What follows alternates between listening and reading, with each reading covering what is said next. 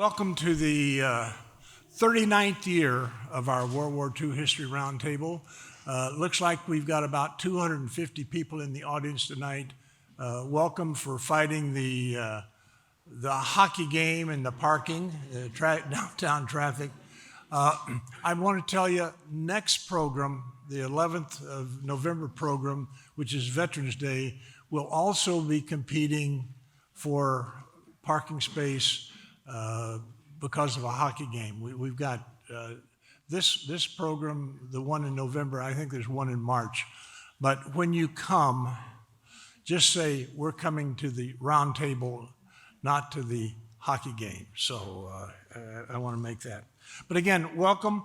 Do we have any World War II veterans in the audience this evening?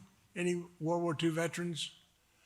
Well, we used to have half, when we started this in 1987, half the audience was World War II veterans. So that's expression of how important what we're doing today carries forward.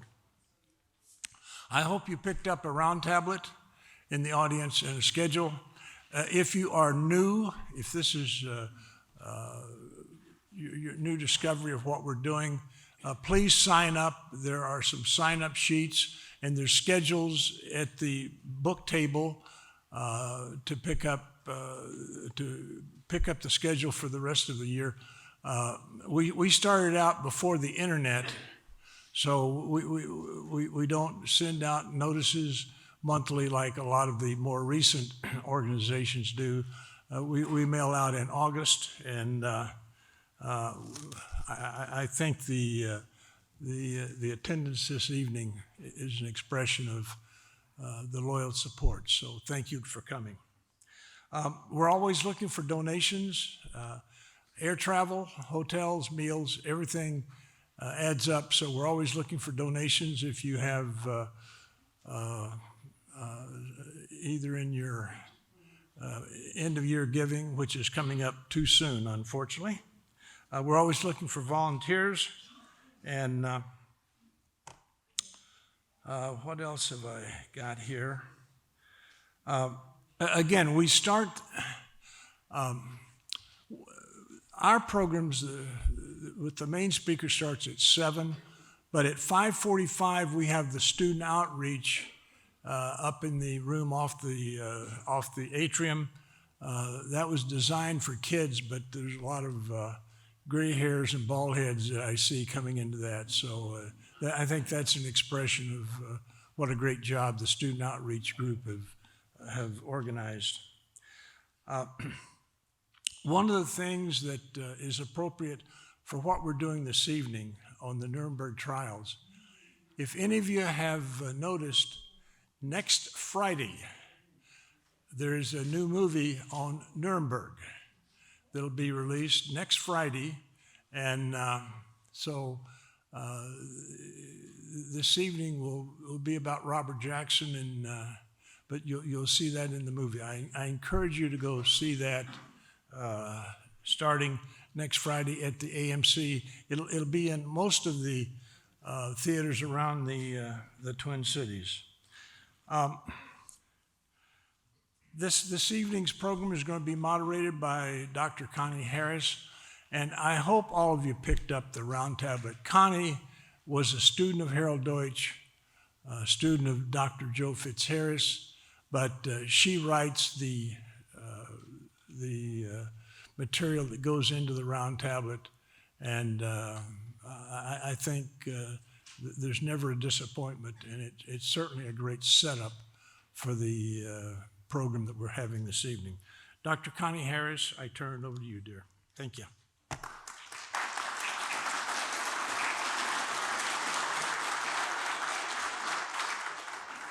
So we've covered this topic before, but it comes with the same theme we've been running through the first 4 roundtables.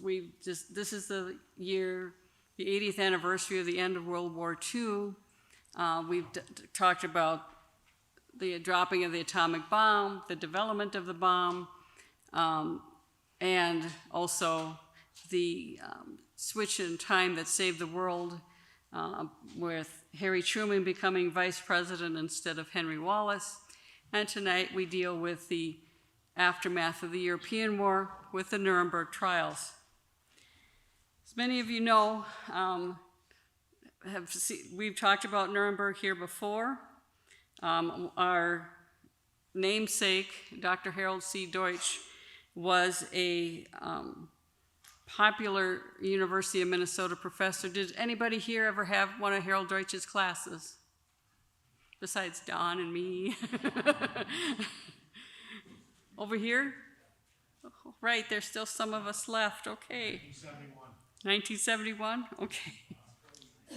So, when Dr. Deutsch passed, not only did we name the roundtable after him, we put together the November meeting, which is the Harold Deutsch Lecture, and we've had a lot of different speakers that did hit Deutsch's topics that he was interested in. One of the most memorable for me, of course, was when Ken Heckler came and spoke about his interrogation of prisoners at Mondorf, Luxembourg.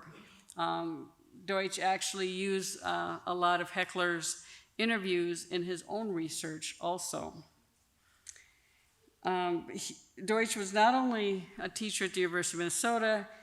During the war, he was part of the Research and Analysis Division of the OSS. And at the end of the war, he was loaned out to the State Department to interrogate some of the German leaders. He was very uniquely qualified to do this because he spoke fluent German, and he had conducted interviews with German leaders during his sabbatical years of 1936 and 1938. And of course, the people he interviewed are well known to history. Field Marshal Wilhelm Keitel, who was the chief of staff of the Oberkommando der Wehrmacht from 1938 to the war's end, Colonel General Alfred Jodl, the chief of the OKW's operations offices and operations staff from 1939 to 1945. In addition, he interviewed staff officers, especially one very chatty General of Artillery, Walter Warlimont. I have read the interviews with Warlimont there. Warlimont just loved to talk. And his memoirs are about that thick because he was always talking. He was Jodl's deputy chief of operations from August 1935 to September 1944. And also Georg Thomas, the former chief of War Economy Office until 1943. He was a staff officer, but was also involved in the opposition's effort against Hitler. And then, of course, he also interviewed General Heinz Guderian, who was a fighting general and considered the innovator of tank warfare. When Guderian was imprisoned, Deutsch got him sprung for a day, and he and Deutsch went riding around in a Jeep through some of war-torn Europe. Personally, I wish I had been a fly on somebody's shoulder to listen to that conversation. The interrogations Deutsch conducted took place in various locations: Oberursel, the Nuremberg courthouse, and Falkenstein Hospital. The special interrogation teams had set up rules for conducts of its members. Interrogators were not to call the prisoners by their titles, such as field marshal or general. An interrogator was prohibited from shaking a prisoner's hand, and no favors would be done for prisoners, such as providing them cigarettes, chocolate, delivering letters to relatives. Although these rules were not strictly enforced, and Deutsch proceeded to break every one of them. According to Deutsch, these rules were set the prisoners up for the perfect interview. Most American interrogators were gruff and condescending. They had no understanding of the German mindset with its attention to titles and formalities. Deutsch approached these men with this in mind. He did not browbeat them as a lawyer would do. No offense, John. Instead, he approached them as a historian, just interested in their wartime experiences. His manner made them more willing to speak to him. His focus during his interviews were German foreign policy, and he did not present himself as a member of the prosecution, but just a historian interested in getting the facts straight, which made them less hesitant to speak.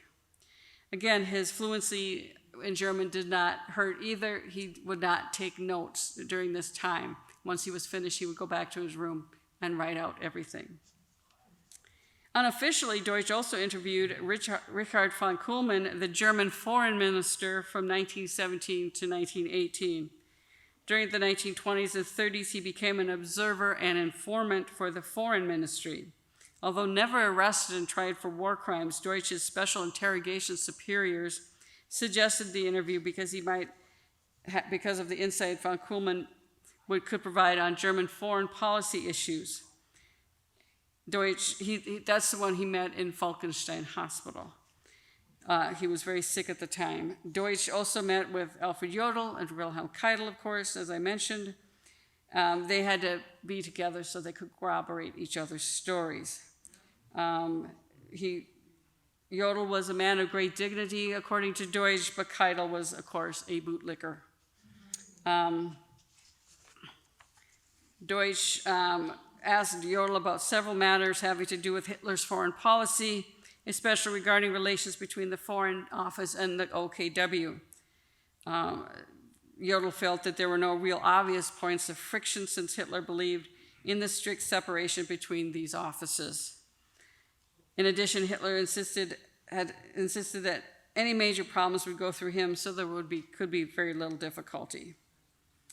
Keitel was questioned about military matters, but an interesting aspect of the interrogation was his explanation of the 1938 Blumberg-Fritsch case. Keitel had intimate knowledge of both these cases because von Blumberg's son was married to Keitel's daughter, and von Fritsch was a longtime comrade. At first, Keitel was reluctant to discuss the matter, but Deutsch informed him that he knew the basic facts of his case because of his 1938 travels. And of course, this again is where Deutsch is able to bring his experience. Werner von Blumberg fell in love with a woman with something of a past. She was a suspected prostitute. Even though it was never proven, she was a pornographic model. And when this was reported to Hitler, von Blumberg was forced to resign. As for Werner von Fritsch, he was the commander-in-chief of the army. He was accused of the offense of Article 175 of the Reich Penal Code, being a homosexual. Hitler asked Keitel to replace von Blumberg, and then also Fritsch was confronted with this and was also forced to resign. Disgraced, Fritsch actually died on the Eastern Front late in the war. The removal, and this is important because the removal of von Blumberg and Fritsch gave Hitler the opportunity to consolidate the armed forces. He replaces these men with Keitel and Walther von Brauchitsch, who were much more lackeys to Hitler. Jodl and Keitel were executed for their part in the war, and after the war, Deutsch used these interviews and many others that he had done to provide the narrative for his major works, The Conspiracy Against Hitler in the Twilight War and Hitler and His Generals. These are still considered classics in the literature of the conspiracy. And of course, if you ever read one of the things professors do is we read footnotes. And one of the interesting parts of these works is a lot of when I interviewed this person in 1945, he said this about this. Or when I interviewed this person in 1938, he said this. So he used a lot of his own travels and interviews for his major works. Now tonight we're going to again, we have our speaker, John Q. Barrett. He's the Benjamin Cardozo Professor of Law and also teaches at St. John's University, in New York. He also is a fellow at the Robert H. Jackson Center in Jamestown, New York. He's written the book that is on sale out on the table is a book that he discovered and edited from a previously unknown manuscript that Jackson had written about an insider's portrait of Franklin Roosevelt. Very interesting book. And of course, he has written extensively, and I could spend half the night just talking about all of his works that he's written. But there is something we do have to say about Dr. Barrett. I'm going to have to out him. Everyone, he is a Packers fan. I hope this won't ruin, I hope it won't ruin all the, anything for you. I didn't want to say it at the beginning and cloud the whole thing. But I guess we can forgive him. So without further ado, John Barrett.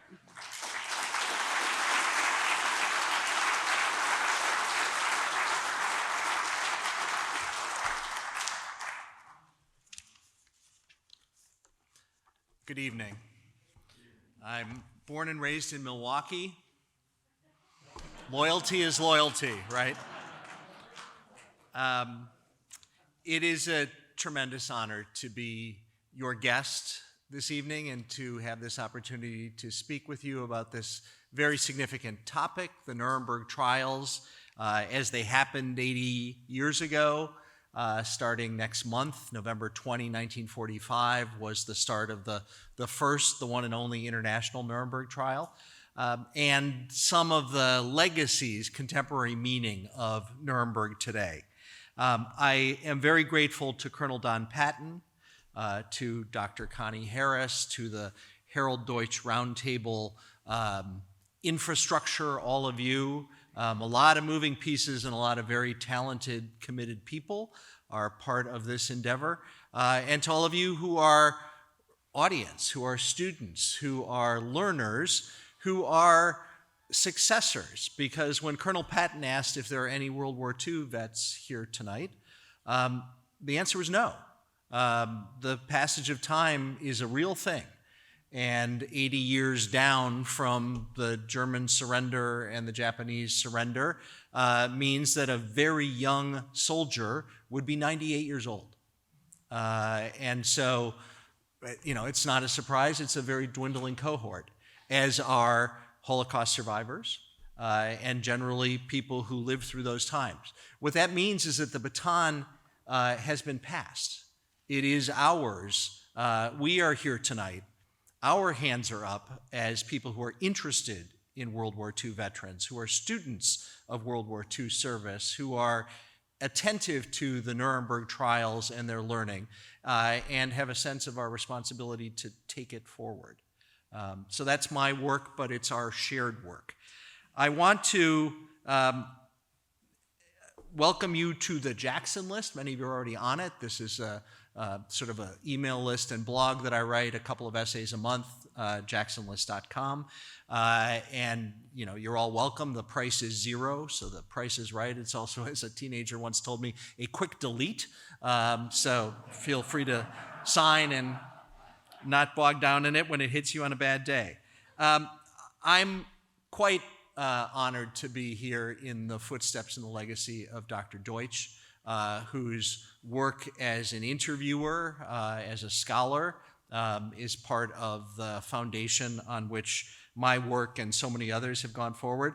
I got from Colonel Patton just yesterday this lovely sketch that a contemporary did in 1945 of Deutsch on the far side of the table interrogating a German officer, asking questions, eliciting information, getting answers and assessing them and working with them is what we all do.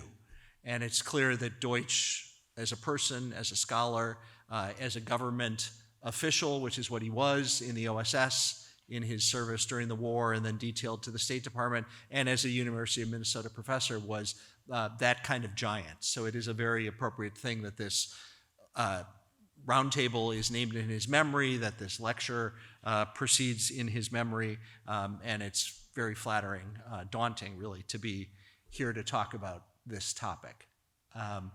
This is the defendants in the box in Nuremberg. And this is an image that you may be familiar with. Once you know it and are looking for it, you do see it everywhere. And I will come back to it. But this is the leading sector representatives, the arch criminals who were live captured prisoners to be held accountable by the victorious Allies in the Nuremberg trial process. There was no Hitler, there was no Himmler, there was no Goebbels. Although he was tried in absentia, there was no Martin Bormann in the end.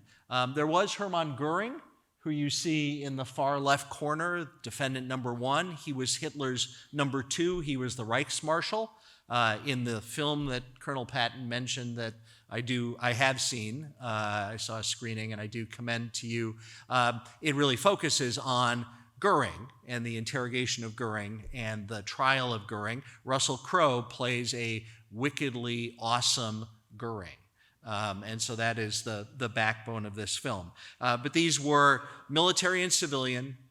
These were leaders and policymakers. And they represented the things that are necessary to make any institutional endeavor, like the Nazi Party, and then the German Reich, and then military aggression, and then cruelty, and all kinds of law violations, and of course exterminationism happen.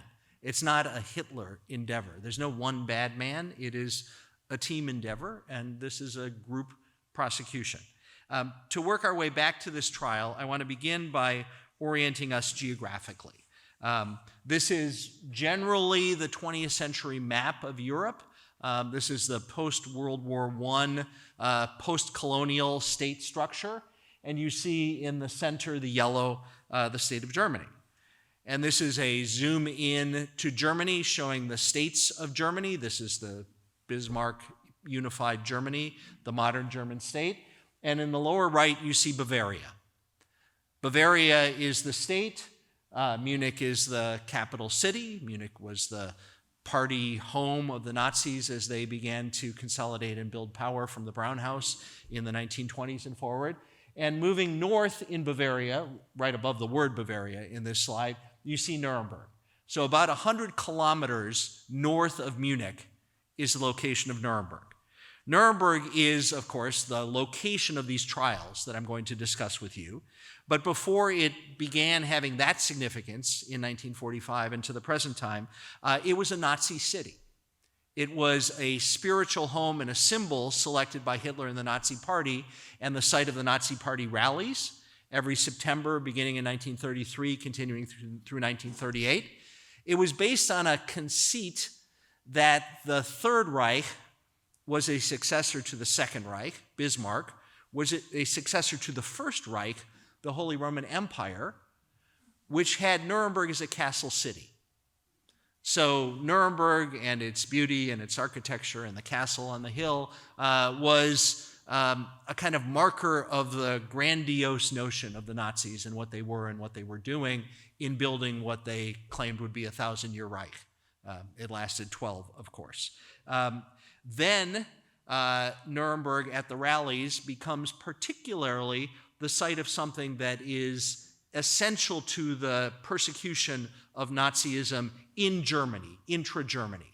That is the Nuremberg laws, which were promulgated and issued in a kind of rubber stamp way by the Reichstag, meeting in Nuremberg at the Nuremberg Party rally in 1935. The Nuremberg laws defined who was an Aryan, who was a fit citizen. And it basically was a grandparent scrutiny looking for Jews. And it wasn't self-identification. I or my father or my grandmother regarded myself as a Jew. It's a Nazi bureaucrat saying, you call yourself a Lutheran, but I know you're a Jew. You call yourself agnostic, but I know you're a Jew. You're a Catholic. I know you're a Jew. And under the Nuremberg laws, 3 Jewish grandparents meant you could not be a citizen of Germany. You could not own property. You could not have professional licensure. It was basically to crush the survival circumstances in the state and to drive people to flee into emigration and, of course, to lose their assets, businesses and bank accounts and so forth, to the people who the Reich was for. This is the Führer, Hitler in Nuremberg at one of those Nazi party rallies. And it's an early colorized photo, but it gives you a sense of the pageantry. This gives you another bigger sense of the adulation and the popular turnout. This is Oktoberfest, this is the state fair, this is Super Bowl weekend, but wrap it in Nazism. That's what Nuremberg party rallies were. And this is the Zeppelin field located outside of the old city, the old Stadt in Nuremberg, where large land was available, and this tribune was built, and you've seen the Führer lectern in some pictures and so forth. You've seen perhaps Leni Riefenstahl's film, Triumph of the Will, and you have a sense of these marching patriotic crowds. If you haven't seen that film, you've perhaps seen Star Wars, and you know that George Lucas and Steven Spielberg built their stormtrooper scenes, I won't do the music, but you can hear it in your mind, on the footage we have from the Nuremberg party rallies. So that's the sort of background of what Nuremberg is. I want to talk about this topic in 8 parts and relatively briskly. So these are my subtopics. World War II. Second, the path to Nuremberg in 1945 as the war was ending, 43, 44, 45. Third, the International Nuremberg Trial, the one and only of 1945, 1946. Fourth, the evidence and aspects of it that was gathered, analyzed, and presented in that trial that became part of dawning public comprehension of what the Nazis were and what Nazism had been. Fifth, the judgment that the tribunal rendered in that case. Sixth, the subsequent Nuremberg trials, which were not multi-nation trials, they were American-only trials. There were 12 of them. Seventh, what knowledge and understanding of Nazi crimes and the Holocaust was part of the yield of all of that. And finally, eighth, some legacies. So I've got a lot to do, but I also want to get out of the way because I know we're here to hear from Senator Boschwitz. So let's move briskly.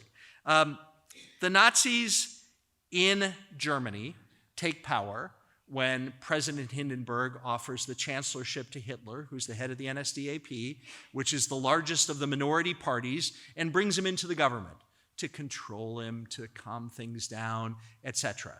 And January of 1933 is followed by the Reichstag fire in February of 1933, which leads to the declaration of emergency, which leads to the consolidation of ultimate power in the chancellorship, the abdication of Hindenburg, which means Hitler is also the president, and the Nazi party conquering the German state. And so that's the path to the evil intra-Germany. This is a 1933 development. It's the first concentration camp at Dachau. If I had my slide up of the map, it's on the very north side of Munich. Kind of right there in the suburban ring outside of Munich. It was not a secret. This is a prison that is known to the world. It's on the front page of major national newspapers, including the London Times and the New York Times. It was open to the Red Cross for visits and inspection. What it was a consolidation and confinement facility for enemies of the Reich without all the rigmarole and delay of criminal charges, prosecution, and conviction. In other words, this is preventive detention.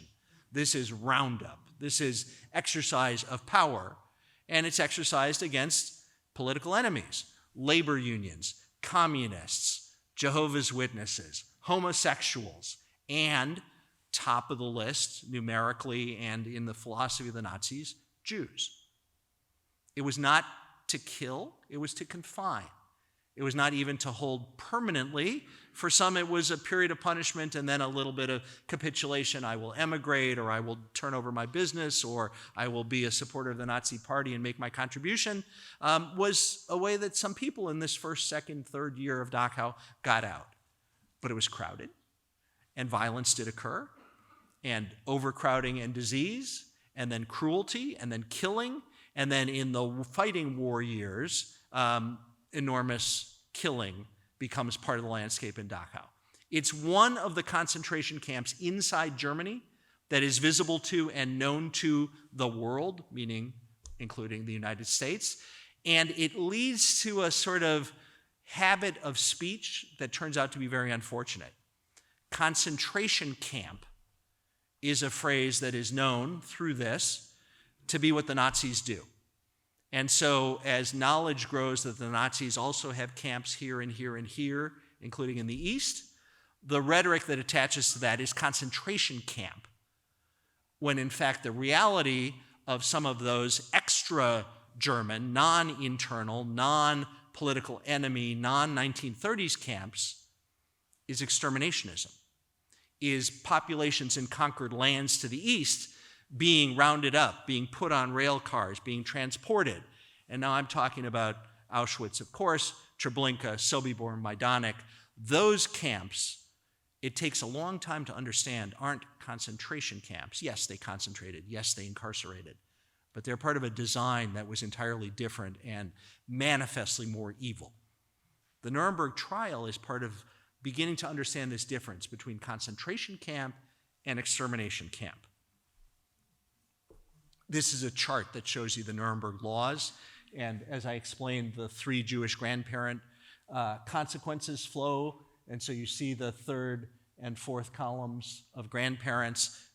That's who the Reich identifies as a Jew, and that's who the force of this discrimination, this penalization applies to. This is the start of the shooting war in 1939. This is German tanks invading Poland on a pretext that it was self-defense. But this is the start of the conquering to the east. And so World War II, my first topic, is an actual enormous fighting war. And it is a European continent war. At this time, it's not our war. The United States is not in. The United States has these wonderful oceans that insulate us from Asian and European controversies and wars. The American people, having fought the war to end all wars in 1917 and 1918 and paid a toll, were very much of the mindset in the late 1930s that we don't need to do that again. And whatever those people are up to over there, that's their thing, not our thing. Of course, when Japan attacks Pearl Harbor in 1941, and then in the same week, the ally of Japan, Adolf Hitler, declares war on the United States, their war becomes our war. And that's the path, of course, to World War II service and the veterans who we are honoring here tonight. This is the footprint of German military aggression at its high water mark. I don't know how to overlay it with the earlier map, but the swastika is Germany, and you see the push into the USSR. That is to the outskirts of Moscow. That's the high water mark of the aggression to the east. And underneath all that red is a large number of the European Jewish population, which is 12 million round numbers at the time of the start of Nazi military aggression. And you know that the survivor number is half of that, because 6 million killed is the consequence of the aggression, conquering this land and having this power to implement that kind of evil. My second topic, the path to Nuremberg. Once we are in the war, and once Hitler has attacked the USSR, his ally, in 1939, a treaty that's then breached, he has bitten off more than Nazi Germany can defeat. In economic might, in population, it is just a matter of time before the Allies will win World War II. And that's very clear. But it's only from 1942 into 1943 forward that we have mobilized, we have the defense buildup. They are not going to succeed in attacking and invading and conquering Great Britain. They've been pushed back from the outskirts of Moscow. They've been defeated at Stalingrad. This war will be won by the Allies. And so beginning with some fairly general statements by President Roosevelt in some radio addresses, beginning with a declaration that the foreign ministers of the Allied powers, that is China and the US Secretary of State, Cordell Hull, the Russian Foreign Minister, Molotov, the British Foreign Minister, Anthony Eden, at Moscow in October and November of 1943, they declare that we together will hold responsible the arch criminals, the lawbreakers who have done this, who have done the war, who we will defeat and then we will deal with together. The theory that the war is a crime is based on the treaty developments that had occurred since World War I. Principally the Kellogg-Briand Pact of 1928. Frank Kellogg, U.S. Secretary of State from Minnesota. Aristides Briand is the French foreign minister. But the parties to the Kellogg-Briand Pact include Russia, England, Germany, the U.S., etc. And what it does is declares that they forswear war as an instrument of national policy. We won't do war anymore. We make this contract to each other. We create this private law, which is a public law, which is the law of nations across each other. And of course, Germany has breached that. And once they're defeated, they can be held accountable by the rest of the states for violating law in that way. In February of 1945, the Big Three are meeting at Yalta, and they're discussing many territorial and post-war issues and getting Russia into the Pacific War. But they reiterate the Moscow Declaration commitment that together the arch criminals of Nazism will be held accountable once the defeat occurs. And this is February, and the defeat occurs by early May. Franklin Roosevelt, you see the gaunt, etched face, only has 2 months to live. And so he's the president who leads the U.S. to win this war, but he doesn't quite live to see the victory in the European theater, and of course not in the Pacific theater. This is my next topic, the path to Nuremberg. You see the fellow on the left inherits that desk and that office and this commitment, inherits the Manhattan Project, which he'd never heard about. It's a big orientation program for Harry Truman when he inherits the presidency.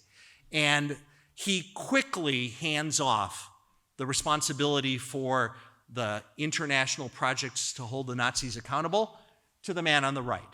That is U.S. Supreme Court Justice Robert H. Jackson, who had been in the New Deal years a senior official in the Treasury Department, then an assistant attorney general in the Justice Department, then Solicitor General of the United States, then U.S. Attorney General, then a U.S. Supreme Court Justice, and America's leading legal figure. He was a man who had handled big litigation of all types. In his private practice years and then in his public years, Truman thought extremely highly of Jackson, and he was a great person to toss this hot potato to.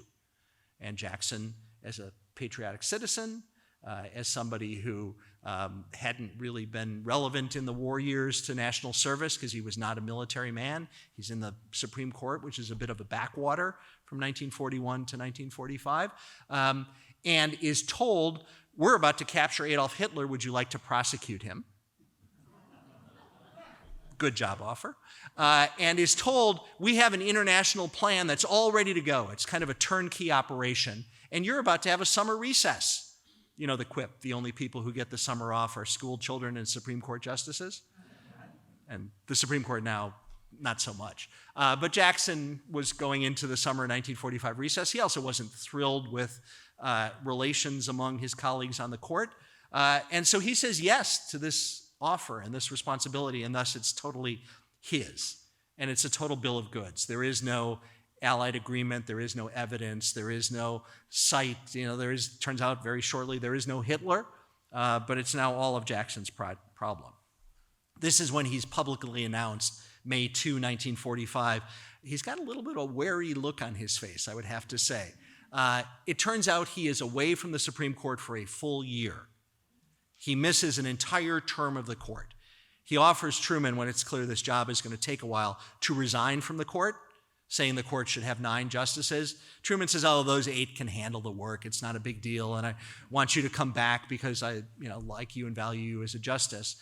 It was not so popular for Jackson with his colleagues, beginning with the Chief Justice, whom he had not consulted, and his Associate Justice colleagues, whom he had not consulted, and some of them kind of had a why him, not me attitude about Jackson's appointment, but off Jackson goes.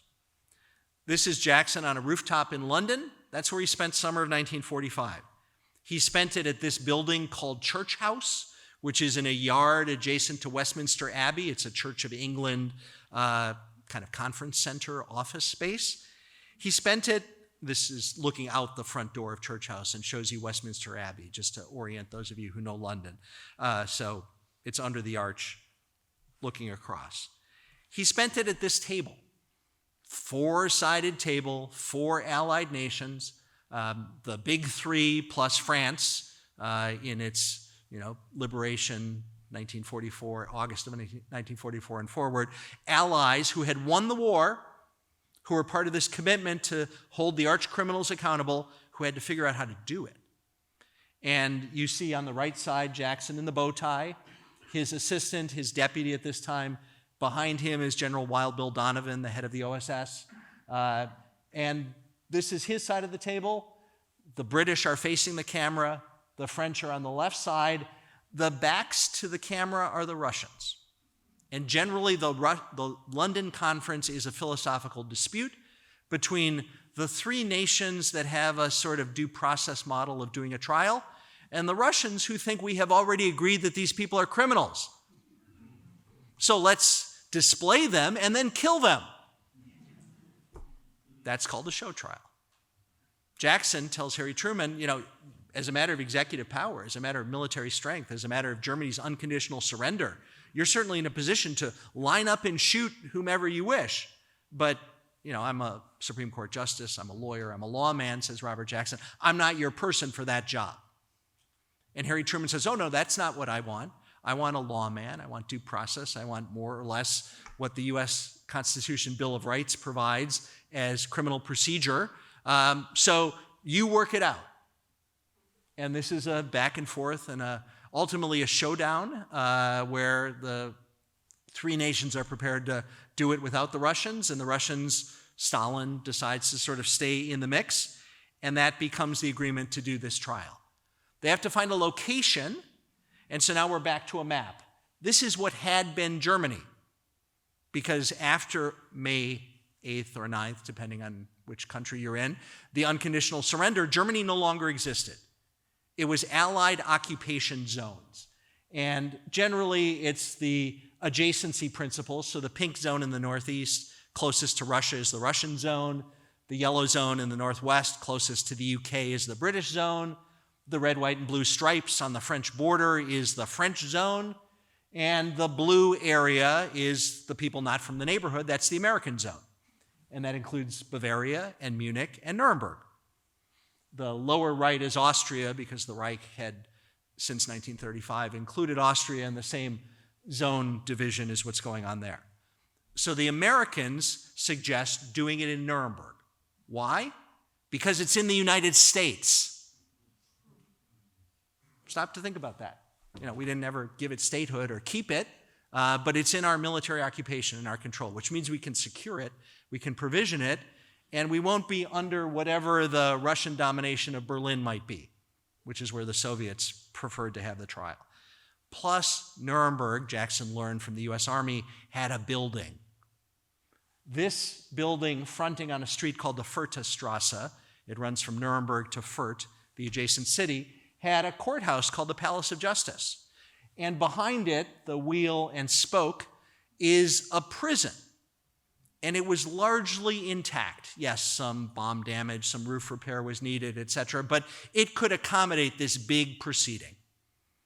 And so, again, negotiation with the Russians, Berlin, Nuremberg. The Americans get the agreement that the ceremonial opening of the International Military Tribunal will be in Berlin, and then it will move to Nuremberg for the first of the international trials. And then when that's done, they can discuss their location for any subsequent international trials. Of course, there were none. So now we're on the road to Nuremberg. They've worked out the plan to create a four-nation court.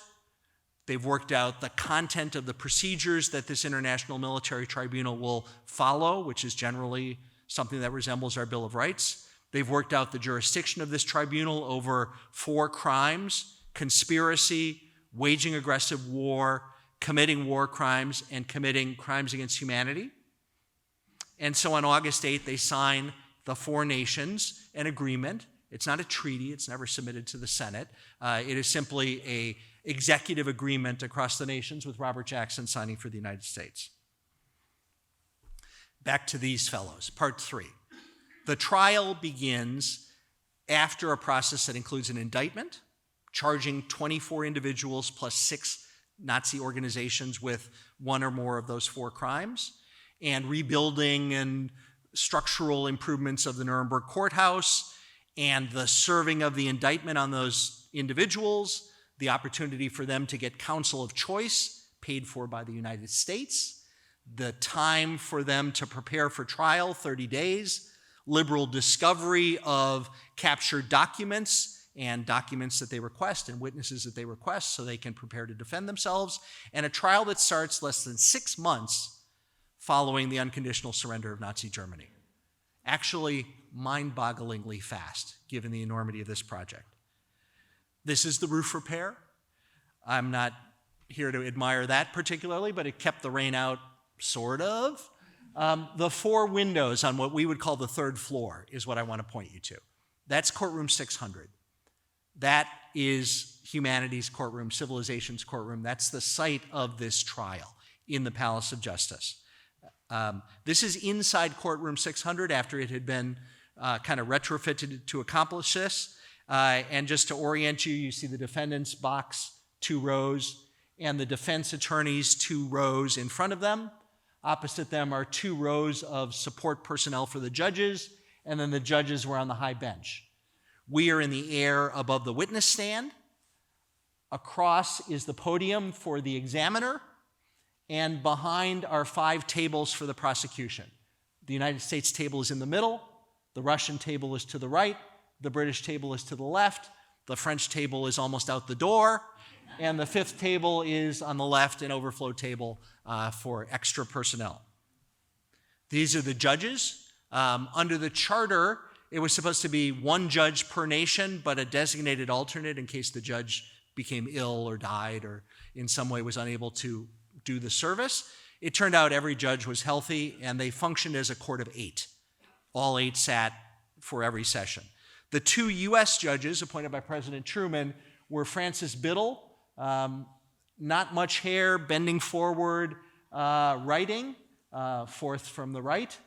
The alternate judge in front of the American flag is Judge John J. Parker, the Chief Judge of the U.S. Court of Appeals for the 4th Circuit, which is South Carolina and North Carolina. In other words, Robert Jackson wasn't the only Article III federal judge who was skipping out on his domestic job for this year. Judge Parker was too. This is a frontal view of the judges. The judge in the middle is the president of the tribunal, Lord Geoffrey Lawrence of the United Kingdom. So although this 4-nation process was really American-led, to sort of dilute that a little bit, the Brits presided, the gavel, etc., over the conduct of the trial. This is rising to attention as the trial opens on November 20th. You see Robert Jackson with his hands crossed at the corner of the American table. He and the attorneys are prepared to go to work. His opening statement is November 21. This is a colorized view, rare film. You see Jackson maybe looking a little bit bored. I like this one because it shows you clearly the headphones on everybody. That is because this is a 4-language proceeding. And stolen, borrowed from the League of Nations, and augmented a little bit by IBM, there's a simultaneous interpretation system that, for the first time, is employed in a criminal trial. Every seat has a headphone. It connects to a box of interpreters, which are people with expertise in pairs of languages. And so it's a very complicated wiring diagram, but there's somebody who is a French-Russian interpreter, and there's somebody who is a Russian-German interpreter, and there's somebody who is an English-German interpreter, and so forth. And every seat, in addition to the headphones, had a dial, so you could listen to live proceedings, or English, or German, or Russian, or French. Somebody might ask, I'll preempt the question, why no Italian defendant? The flip answer is no 6th setting on the dial. This is Robert Jackson, and across from him, Thomas J. Dodd, who later became a U.S. Senator from Connecticut, who was executive trial counsel for much of the trial, listening intensely during part of the trial. This is Jackson at the podium.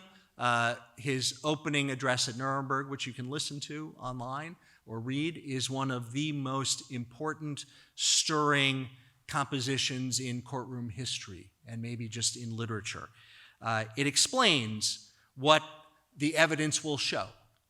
And among what Jackson says the evidence will show is that almost 6 million Jews have been murdered by design as part of the Nazi aggression to the East.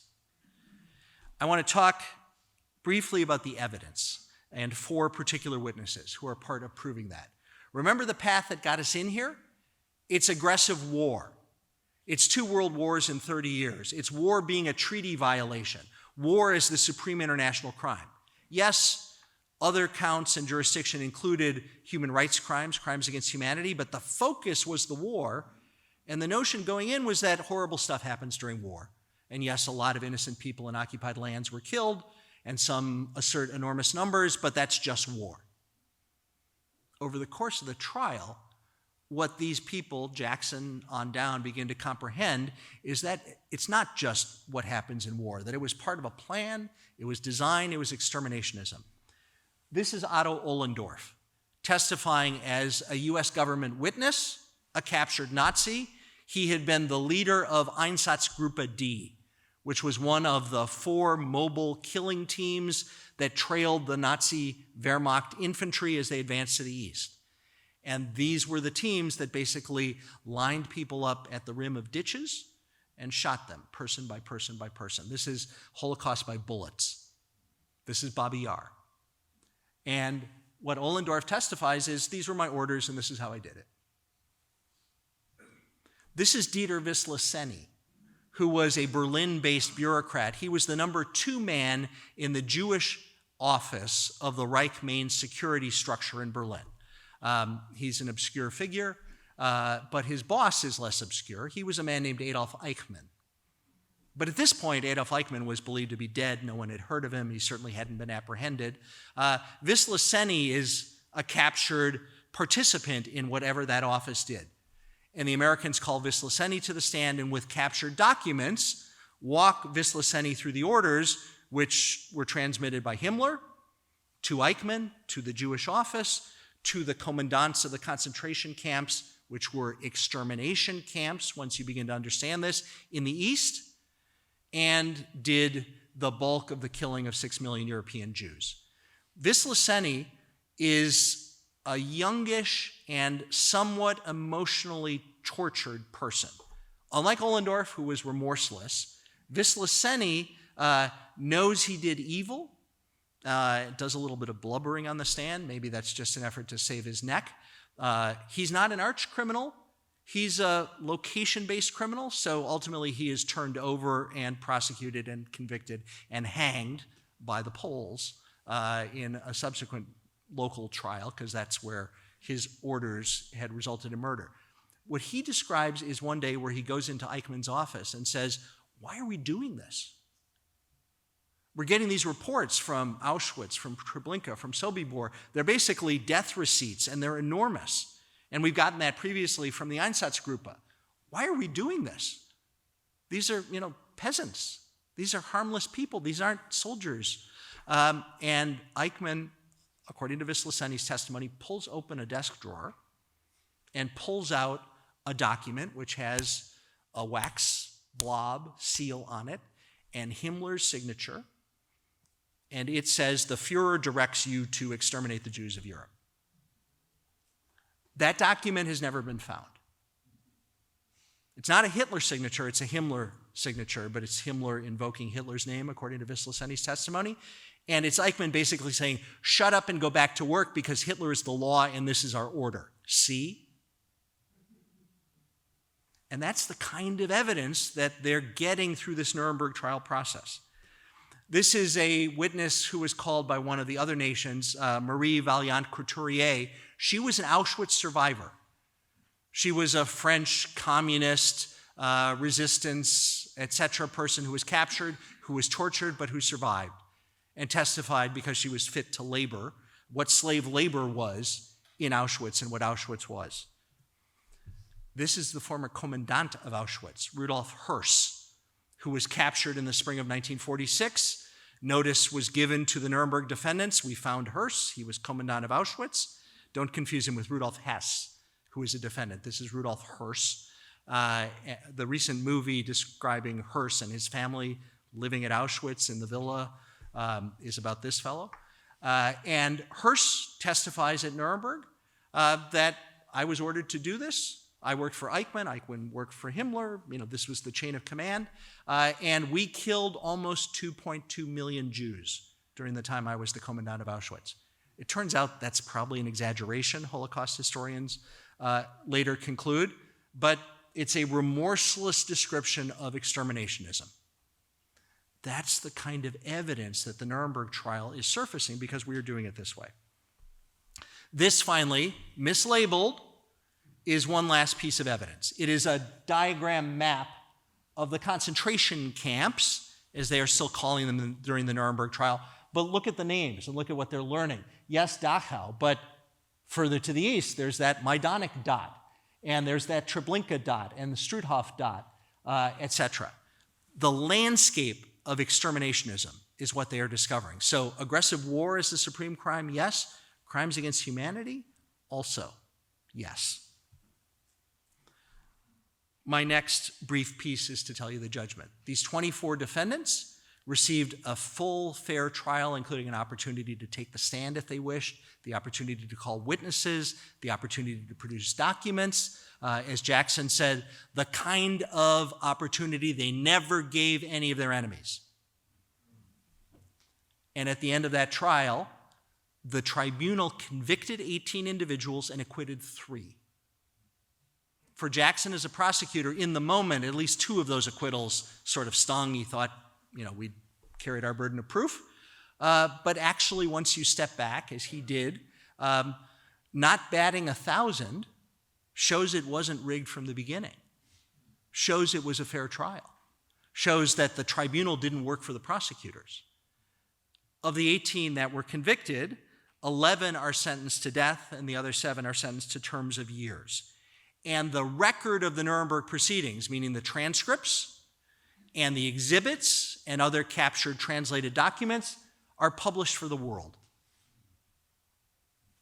I am belaboring this, perhaps, Nuremberg, because I now want you to think about the alternative. Where would we be in 1946 or in 2025 if we had lined up, the Allies had lined up and shot some number, call it 5, call it 20, call it, whatever number, and been done with the Nazis? Yeah, there would be Holocaust survivors. And in time, they would tell horrific stories of their suffering and experience. But there would not be a documentary record. There would not be document after document after document signed by Hermann Goering. There would not be minutes of, in effect, cabinet and planning meetings involving Hitler. There would not be war plans shown on paper. By choosing the law path, we created knowledge, and it has served us well going forward. One of Jackson's principal assistants was Telford Taylor. This is the 2 of them pictured together. This is Taylor at the podium. When the international trial is done and the alliance is fracturing into the Cold War, there is no second international trial. So the subsequent Nuremberg trials are US-only trials. They occur in that American sector, in Nuremberg, in the Palace of Justice, largely in courtroom 600. And they are sector cases 1 level down, if you will, from the arch criminals. So, for example, the doctor's trial, the medical experimentation, Dr. Mengele, Erhard Milch, who was the one individual defendant who probably belonged in the first trial, who was Goering's deputy in the Air Command. The Justice case, which is the trial portrayed in the film Judgment at Nuremberg, the Nazi lawyers and judges who were doing show trials to, in effect, murder enemies of the Reich. Cases that involved industrialists, like the Flick and Krupp cases. The High Command, which is the military leadership, the planning for aggressive war. The misnamed hostages case, which is a murder case, an extermination case. The Russia case, which is the Reich Main Security Office, that is a Holocaust trial. And the Einsatzgruppen case, which is those mobile killing teams, Ohlendorf and others who led them. During these subsequent proceedings, continuing investigative work finds more and more evidence. This is the Wannsee Conference memo, which is not found in time for the international trial, but is discovered and is used in the subsequent proceedings. It is a meeting memorandum about a gathering at a villa on the southern side of Berlin, beautiful lakeside villa, at which the final solution is planned and agreed. It's a document. It's unimpeachable. It's unambiguous. This is Benjamin Ferencz, a hero. I was lucky to be his friend. He was the chief prosecutor at age 26 in the Einsatzgruppen case. He lived to age 103 and passed away only a couple of years ago. He was the last surviving Nuremberg podium prosecutor. Their work allows this to exist in a documentation center in Germany, in every place one could look. This is the National Socialist prison system, camp system across Europe. This is concentration and extermination. This is the human rights toll of Nazi Germany. This knowledge, 15 years later, is the basis for Israel's prosecution and conviction of Adolf Eichmann and imposition of a death sentence. He wasn't dead, he wasn't missing, he was in South America, and Mossad gets him and brings him to Jerusalem, and that's the use of Nuremberg evidence. This is an older, beautiful face. I wish I could quickly leap back to the slide, but you remember Marie Vaillant-Couturier, the French communist Auschwitz survivor, French resistance prisoner, tortured, who testified at Nuremberg? This is her, some decades later, testifying in the Klaus Barbie case in Lyon about France and the Nazis and the occupation and what the Gestapo did under Barbie's direction when Barbie was found in South America and brought back to be held accountable. And so this is a today view of the Palace of Justice. Those four windows, that's courtroom 600. The judges, I guess the legislature deserves credit. They appropriated the funds to build a wing off the other end of the courthouse, so the judges have a new place, and they were able to move today's law down to the new wing. So this wing is now history's. Courtroom 600 belongs to conferences, to the Nuremberg Principals Academy, to tourists and visitors and students. And in the attic space above it, and in those eaves, is a museum called the Memoriam Nuremberg Trials, which teaches what happened at these 13 Nuremberg trials. And you will, I'm involved in these projects and have many dear German friends, you will regularly hear people there slip, or maybe it's not quite a slip, as they talk about what a fantastic achievement it is that these 5 nations did this right after World War II. But what they mean is Germany. And in a sense, they're right, because getting to modern, democratic, rule of law, first West Germany and then unified Germany, is another piece of the Nuremberg legacy. The street that leads into the door that gets you into the Palace of Justice for this historical wing is now named Benjamin Ferencz Platz. That happened a couple of years ago. Beyond imagining in 1935 or 1945 or 1947, but an easy thing to get right today because we got it right in 1945. Finally, and just very briefly, this is the International Criminal Court. It's a grand structure in The Hague. It's a product of a treaty that over 60 nations subscribed to by 2002. It is a permanent institution that is, in a sense, part of the legacy of Nuremberg, the rule of law accountability legacy. For 50 years, Nuremberg was covered by the Cold War. And then in the late 1980s, when the Berlin Wall came down, when the Soviet Union fractured, when atrocities and war in Yugoslavia were on CNN, when atrocities in Rwanda were on CNN, the world responded in a fairly unified way to create ad hoc tribunals and to call a conference. The conference produced the treaty. The treaty, when ratified by enough nations, created this institution, and it is now 23 years old. It's, in a sense, an effort to be Nuremberg, and in a sense, it's far short of Nuremberg. Among other things, it doesn't have the power, it doesn't have the participation, A lot of the leading states, including the United States and Russia and Israel and China, are not part of the International Criminal Court. So some of what it's doing is more, I think, gesture and ineffective than actual rule of law work. But you probably know some 20-some-year-olds who haven't quite found their footing and aren't quite what they have the potential to be when they finish growing up. And so I am not an ICC opponent. I'm not even an ICC skeptic. I'm an ICC watcher. And I do think the effort to bring rule of law is preferable to the alternative, which is do nothing or line them up and shoot them. So we're only 80 years down from Nuremberg. It's our work now. It's a work in progress. It served well so much of what we have today, which is the knowledge, which is the precedent, which is the values. But like the World War II veterans who aren't with us tonight, it's something that has sort of handed the baton to us. And it will be, going forward, what we make of it. Thank you very much.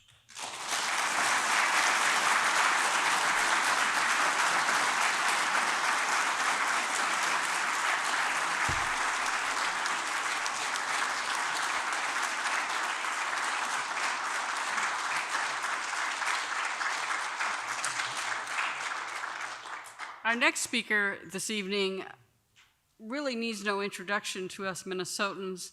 I remember him as a successful businessman and doing commercials with his sons for Plywood, Minnesota. He was part of a time when Democrats and Republicans actually talked to each other. And it's just someone I've admired my whole life. Folks, former Senator Rudy Boschwitz.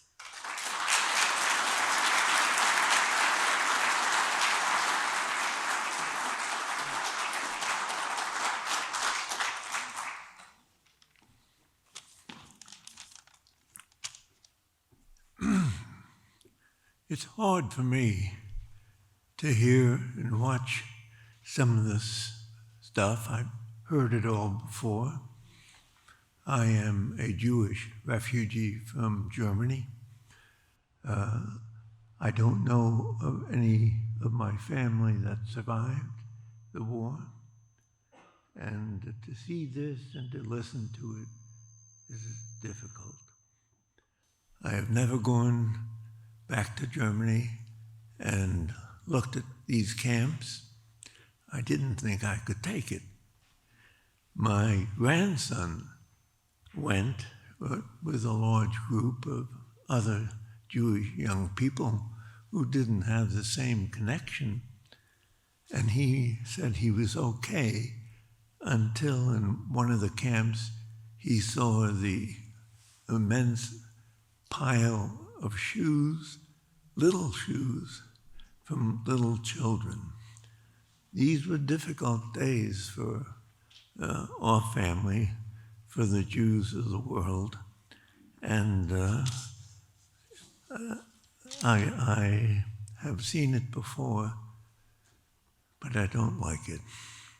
And you can understand why. Title of my talk is different. Title of my talk is Magnificent America.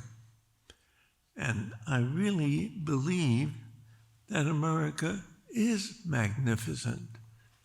Sometimes difficult, but always better than others in the world. The story of my family is that my dad came home on January 30th, 1933, a date that has been mentioned. That's when Hitler came to power. On that very day, I was 2 years old. I'm an old guy now. And my father came home and told my mom, we're going to leave Germany forever. And we left Germany. I have no recollection. I was 2 years old. We left Germany in July, 6 months later, after Hitler had come into power, very early. And we found it rather difficult to come to the United States, but we made it. We made it in 1935. With me tonight is my wife. Mind you, my wife of 69 years. And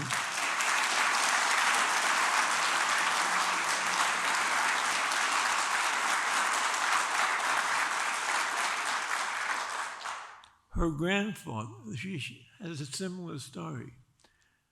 Her grandfather, at the very beginning of the First World War, said, they're going to take my two sons, Ellen's father and Ellen's uncle, and put them in the German army. And that was a bad deal for everybody, and worse, of course, for Jewish people.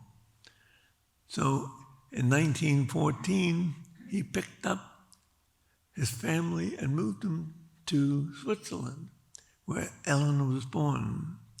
And she came to the United States in 1940. And it was quite by the coincidence of a couple of important things. Ellen was 4 years old when they left Europe, and they went across southern France. Some of you may recall that southern France was not occupied by the Germans. It was run by the French, and they had a train that went across France. You couldn't get on or off. It went from Switzerland to Madrid, and then they took that train in 1940, and from Madrid they got down to Lisbon in Portugal, boarded a boat bound for Brazil. And the boat on its side had big signs, Portugal. Portugal was not a member of either the Allies or the Nazis. They were independent. They were third parties. And so they felt Portugal on the boat would keep them from being sunk. And there were many Jews on the boat. And they were going wherever they could. Case of my family, they were in Australia, in Shanghai, in the little countries of Central America who accepted Jews, and all over the world, and her family as well, though most of her family got to England and they stayed there. And the boat was stopped by a German submarine, and the captain of the submarine came on the boat, said, "We're going to sink you. You got all these Jewish people on board." And the captain of the boat was quick, and he said, "Yes, we have many Jews on board, but we are picking up Germans in Brazil and in Argentina and in Uruguay, young men who want to fight for the fatherland and bringing them back to Europe." So they let the boat go by, and they landed finally at Sao Paulo in Brazil, and Ellen and her family got out, and my father-in-law went to see the American consul in Sao Paulo. And Ellen's maiden name was Lowenstein, and it was spelt a little bit different. There was an extra E in it. And the consul said, "I noticed the extra E. Do you have any relatives in Africa?" And my father-in-law said, "Yes, my brother Paul is living in Johannesburg, South Africa." And so the American consul got up, walked around the desk, shook my father-in-law's hand and said, your brother was nice to me and made my stay in Johannesburg when I was consul there better. You can go to the United States whenever you're ready. And it was those two coincidences that made it possible for me that we met. Our parents knew one another, not from Europe, but from America. But my talk is about magnificent America, specifically the 80 years after World War II. World War I was a disaster. It was the war to end all wars. But they didn't remember the rules of a fellow named Lincoln. Lincoln said at the end of the war between North and South that we're going to let them down easy, that we're going to bring them back into the circle of America. And then, of course, 5 days after General Lee surrendered, Lincoln was killed, and his successors didn't let him down easy, and the black people of the United States suffered for about 100 years until they got all their rights in the 1960s. Those were difficult times. Yes, some people say these days are difficult. I want to tell you that these days are difficult, and all days in history have been difficult, and that it is not unusual what is occurring now in the United States. So in any case, let them down easy was not part of the settlement of World War I. They really came down hard on the Germans. The Germans deserved it. They started a war. And but in the 1920s, because of the Treaty of Versailles, there was great inflation in Germany. The German basic dollar is the mark. 4 marks historically have been the equivalent of a dollar. In the 1920s, 1,000,000 marks were the equivalent of a dollar. As a matter of fact, it knew no limit, and the German economy and the German nation suffered a great deal, and a large part of Hitler coming to power is because of the Treaty of Versailles. And so on came the Second War. And mind you, the treaty was so bad that the English Prime Minister who was negotiating the treaty said that this treaty is so bad that we're going to have to do this all over again in 25 years.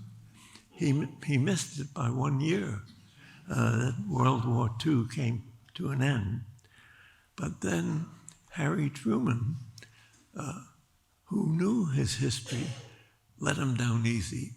And you know, we started off, of course, with the Marshall Plan when we rebuilt something no other country has ever done.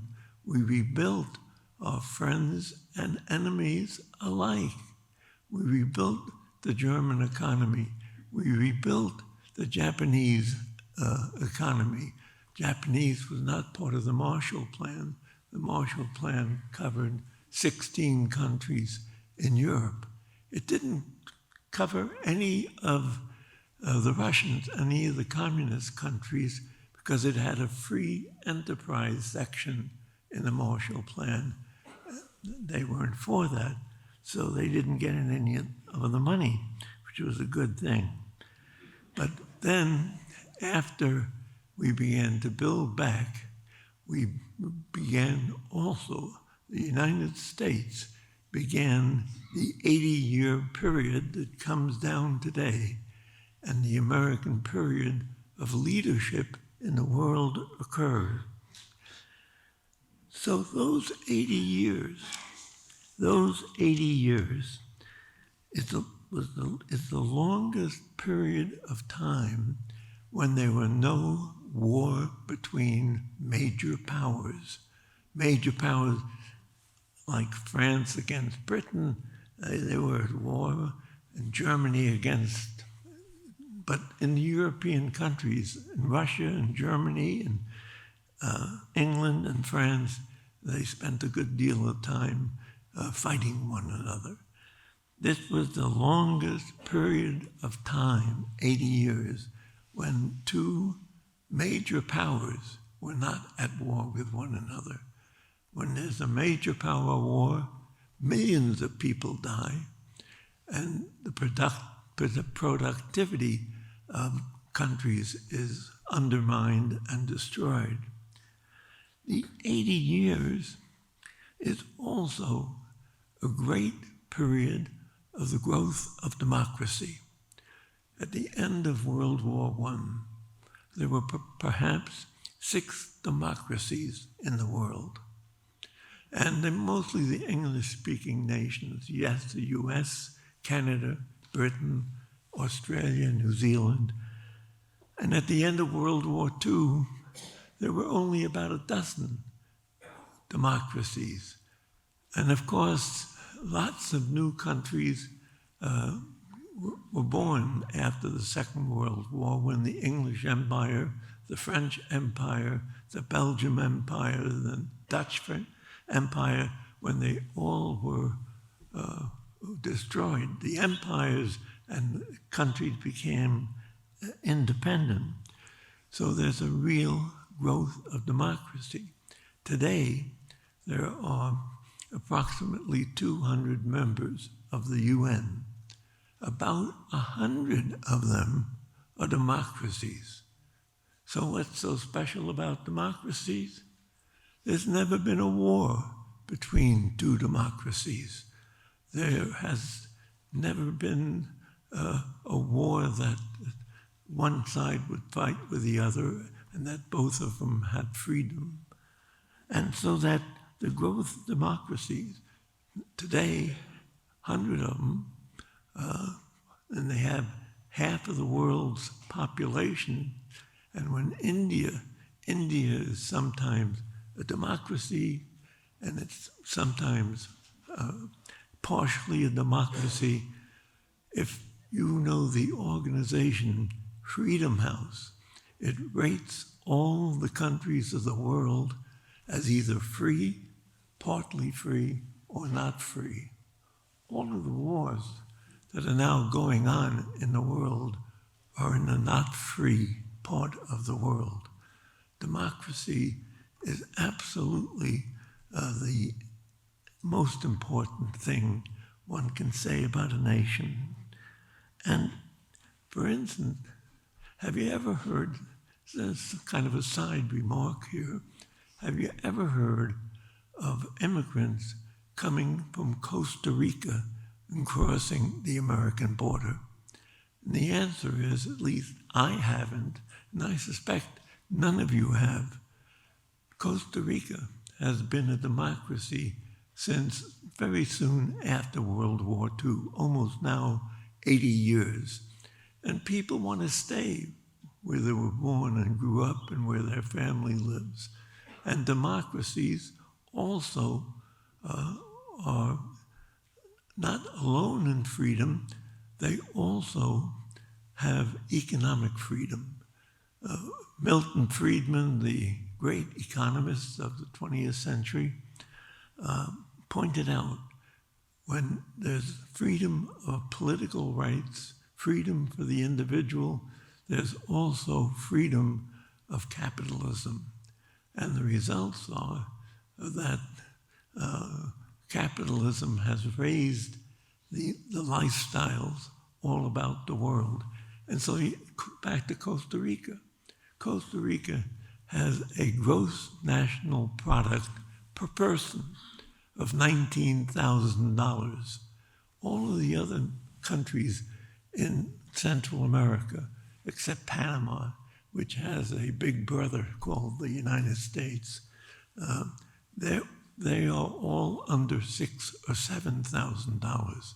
Countries that are not free also are not very productive economically.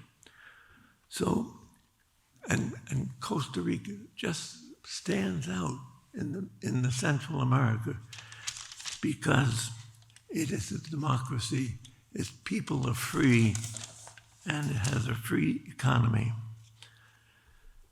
So in the 80 years, we have had the longest period of sustained economic growth because there have been no major wars and because there were so many democracies, and the democracies had capitalism.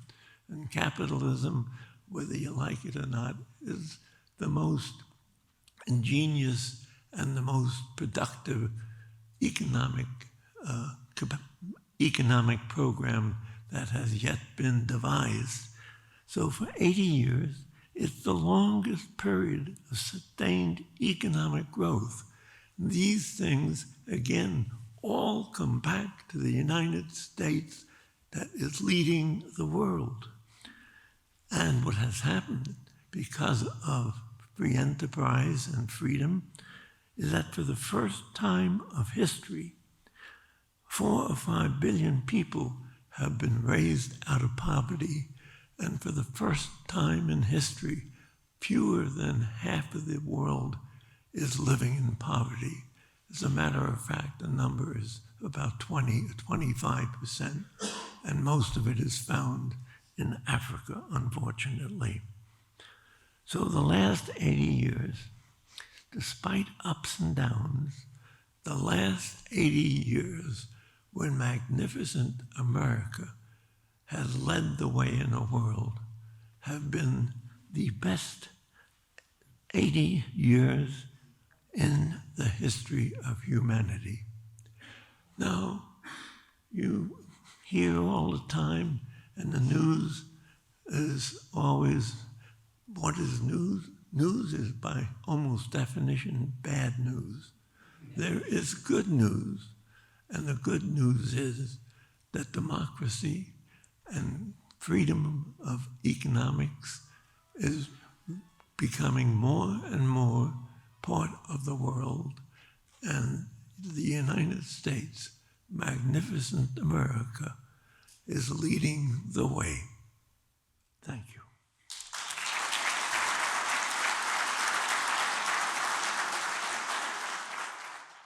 Okay, we're going to take a few questions.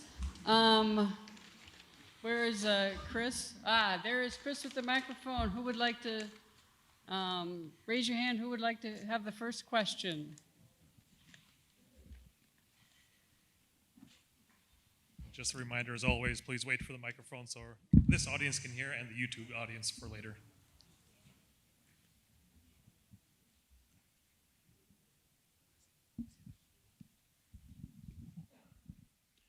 Thank you. Dr. Barrett, I want to ask a hypothetical question, which is, as we all know, Hitler perished in the bunker, and I would guess it would have been likely that if he hadn't, the Russians might have kept him, killed him. But the hypothetical question is, how do you think the Nuremberg trials would have proceeded with a live Adolf Hitler? Great question. My answer is very differently. I don't know any particular basis to guess a structure or a format. I think a multi-defendant case with Hitler has a stature gap that just doesn't make sense. So maybe if the U.S. has custody of Hitler, if the Russians get custody of Hitler, goodbye Hitler. But if he is an American prisoner, I suspect the United States would not have favored a summary disposition, would have been willing to do some kind of proceeding, but maybe with Hitler alone. That's the best guess I can have. It was clear very quickly, and Harry Truman announced it almost in a sort of backhand way that Hitler was dead. April 30th was the suicide, and I think it was May 2nd at the press conference where he's announcing his appointment of Jackson, when Truman says, "Oh, and by the way, Hitler's dead." So there was, of course, is he alive? Is he in South America?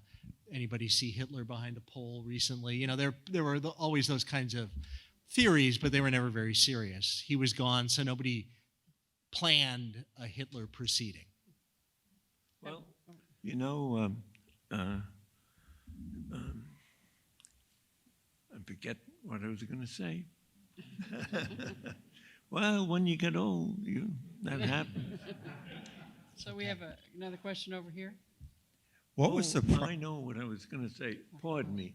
And that is, I'm a Republican. Harry Truman was a Democrat, but I admire Harry Truman. He knew his history, and he loved freedom. Pardon me. Okay. My question is,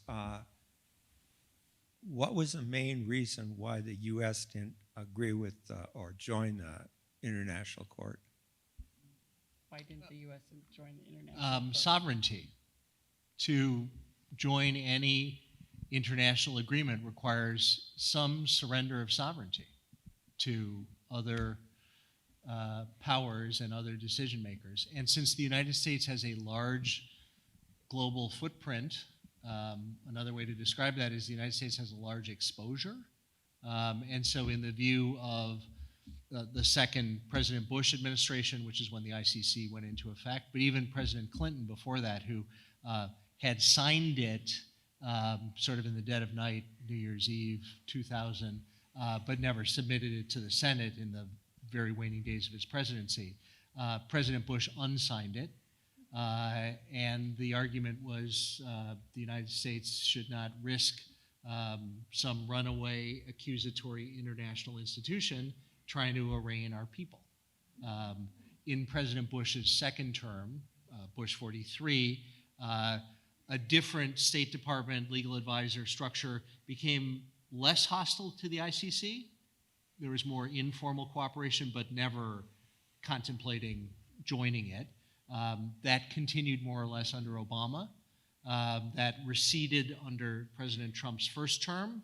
It resumed a little bit under President Biden. It's now receded very much under President Trump. Well, tomorrow morning, early, I'm going to have breakfast with President George W. Bush. I won't be alone, but I haven't seen him for a couple of years. He's okay.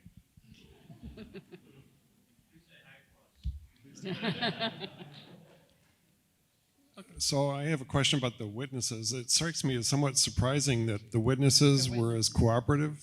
Can you hear me? Over here, sorry. Oh, sorry. We have lights. It surprises me a little bit that the Nazi witnesses were as cooperative as they were. Were they just so convinced that if they just said they were following orders that would absolve them, or they didn't really believe that they'd probably be executed anyway, or what's your... Psychology varies by every individual, so I don't have a grand theory. Some of them were remorseless and thought that they had been a cog in a machine, but their machine was right. They just happened to be the losers, and so now they were prisoners and they were going to be dealt with by the victors. Some, like Wisła, at least, and the defendant Hans Frank, the defendant Albert Speer, voiced more remorse. Maybe that was just tactical, but it varied a bit by individual. The Allies, and particularly the Americans, and this was a Robert Jackson design choice, were prosecuting based on captured documents. So your ability to just sort of make stuff up was constrained by the documents. Einsatzgruppen killing teams, Ohlendorf's Einsatzgruppe D, records as sent to Berlin were in the hands of the prosecutors. So they're calling Ohlendorf to explain what he did with the documents showing what he did. That's part of what Harold Deutsch did too, was try to save the documents with the OSS. He would, much like the monuments men would try to save the art, he would actually go in and say, please don't use the documents for starting fires. We need those, and he was one of those folks that collected those. right up here. Hello. First of all, thank you so much for your talk. This subject is very dear to me since my grandma came from Germany in 1939. She was Jewish. And I was just curious about... That was very late. She was very lucky. Yes, very late. They were actually, they went on a train in June of 1939, so they were just got out of there. I was curious about the Nuremberg laws and how people, like, I know that there were Mischlings, and I never really understood how that was, like, they were treated by the Anstagruben and then also in broader Nazi Germany and the Greater Reich. Right. Well, I don't claim to be a great. We need Harold Deutsch for the answer to your question. I'm not a historian of modern Germany. I'm a Nuremberg trial historian, but that has its limits. The Nuremberg laws were intra-German 1935 laws. So Einsatzgruppen and conquered lands, Lithuania, Ukraine, etc. There's no question about identifying Mischling versus Jude versus whatever. It was what the Einsatzgruppen were doing. Inside Germany, there were tiers of discrimination and oppression and persecution, at least by design. But I think it's a fair general statement that the momentum from the Nuremberg laws kind of drifted out and persecuted more than the most penalized categories. That's the 35, 36, 37 trajectory as I understand it. And your grandmother's family, the Boschwitz family, the Lowenstein family, lots of people in different ways saw, understood, experienced, and if they were lucky enough, got away. Up top. Were any of the individuals who were acquitted either in the international trial or the subsequent American trials done so because of the defense of just following orders, or was there some other reason? No, by design in the London Agreement, a structural rule of the Nuremberg proceedings was that following orders was not a defense. That was part of the Constitution, if you will, the rules of the road for those proceedings. So Nuremberg didn't decide in the judgment that following orders was no defense. Nuremberg was structured not to permit following orders as a defense. Following orders could be used in mitigation of punishment. I was a cog, I followed orders. That might mean you deserve less punishment, but it doesn't absolve you of guilt. That was the design choice. The basis for the acquittals, the three acquitted in the international trial were Franz von Papen, who had been the chancellor and was part of bringing Hitler into the chancellorship in 1933, and then he was older and became a diplomat and so forth. I think he was acquitted, it was the judges, and there's a written judgment, and there are papers that have now been analyzed by historians. He was basically acquitted with a little bit of an old age mercy and his peripheral involvement during the aggressive war years. The other big defendant who was acquitted was Helmar Schacht, who had been the economics minister. And he was acquitted, I think, because he had broken with the Nazi Party. He had enabled the defense spending buildup, breakout from Versailles. He was instrumental in all that, and he had joined the party. But then he became a Hitler critic, and he had the very good fortune, from a criminal defense perspective, to have been not just on the outs with the Nazis, but to have been imprisoned by the Nazis. So at the end of the war, he was in a concentration camp. That's a good fact for his defense lawyers to work with. The third person acquitted was Hans Fritzsche, who was a radio propagandist and was sort of a stand-in for Joseph Goebbels, who was dead. And Fritzsche was really a voice on the air, but not a decision maker, not a policy maker. And I think he was acquitted for being small, for really not being, sort of a big Nazi. The rules of the tribunal required 3 votes to convict and 3 votes for any particular punishment. So the Russian judge voted to convict every defendant and to sentence every defendant to death, including Fritzsche. Schacht and von Papen were lucky enough to pick up 2 votes for acquittal. Just a quick follow-up. Marshal Pétain from Vichy, France, was he charged and He tried? was prosecuted in France in the summer of 1945. So the French prosecuted and convicted Pétain. There's a great book by an author named Jackson, no relation, coincidence, but it sticks in my mind, about the Pétain trial. Pétain was sentenced to death, but then it was sort of commuted to a life sentence. He was in his 80s, upper 80s, and he kind of lived in exile in a remote location. But France did that. Up top again. Hi there. As the most recent purchaser of your new book, I'm wondering if you might shed some light on President Roosevelt's view, or if any of these discussions happened at Yalta or another venue about what might happen with kind of a post-war adjudication of the crimes. Or Yeah, was there's- all of this after? Yeah, all surrender? of the detailed work was happening in the very last weeks of Roosevelt's life below his level. Sam Rosenman was in London negotiating with British legal officials about how to do it, and the Brits were still in favor of a firing squad at that point, so they weren't getting very far on the planning. So Roosevelt had this general commitment to an international process, and he had received a recommendation memo from, together, the Attorney General, the Secretary of War, the Secretary of State, about how to do it, which is generally a blueprint for the way that Nuremberg went forward, and Roosevelt generally approves that, but he's not involved in any detailed work. It's really Truman's job, and Truman gives it to Jackson.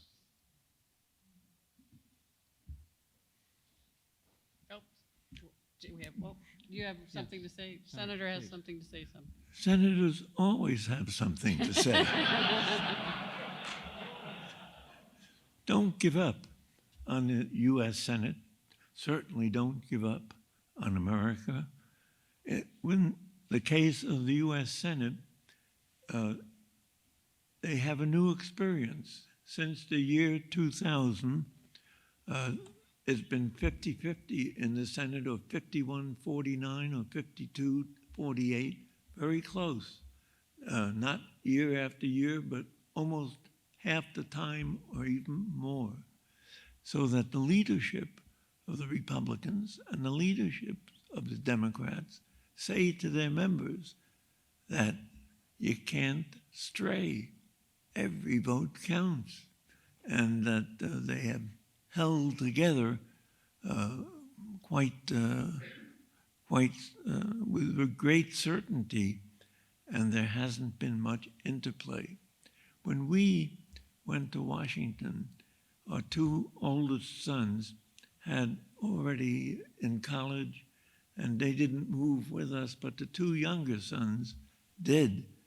And Ellen came down to Washington. We bought a house, and most of the senators had houses and lived in Washington with their family.